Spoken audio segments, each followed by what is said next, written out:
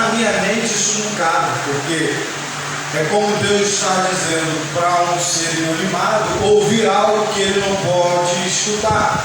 Porque o que dá a nós a capacidade de ouvir são os ouvidos. E os ossos não possuem ouvidos para poder ouvir alguma coisa. Deus está falando para Ezequiel profetizar a um ser, a uma parte do corpo que não recebeu autonomia, que não tem como característica a capacidade de ouvir. Não tem nada naqueles ossos que dê a ele condições de ouvir aquilo que o profeta está dizendo.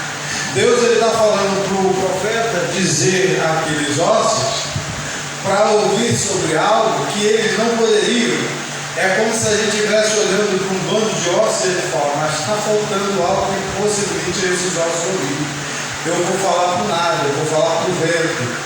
E o profeta, diante desse cenário, que os olhos dele já não permitem que ele consiga entender que algo vai acontecer, a capacidade dele intelectual, o entendimento dele também vai conflitar com aquilo que ele está ouvindo.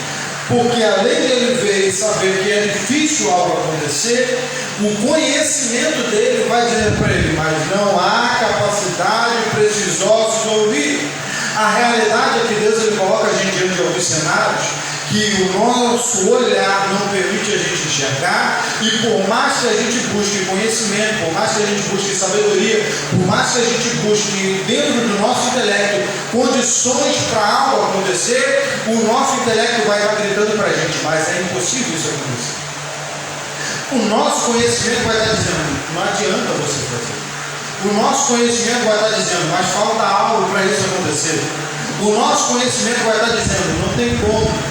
Você vê que não tem condições e você sabe que não tem condições, mas quando o profeta ele vai responder, ele não diz sobre o que ele acha. Ele está ouvindo o Senhor falando para ele, profetiza a esses ossos secos, ouçam a palavra do Senhor, e ele vai dizer lá depois, e obedeci ao Senhor e disse as palavras que ele tinha ordenado. O profeta ele não vai trazer palavras que ele sabe. O profeta ele não vai tirar de dentro dele alguma coisa. O profeta ele está dizendo, eu estou obedecendo ao que Deus está mandando. Eu não preciso entender, eu não preciso saber, eu não preciso compreender como vai acontecer. O que eu preciso fazer é obedecer aquilo que Deus manda. Então, ainda que eu não entenda, ainda que eu não esteja vendo, ainda que as coisas não estejam como eu acredite, eu permanecerei obedecendo à voz do Senhor. Por quê? Porque quem obedece sem ver, vê Deus fazendo no meio de nada. Quem obedece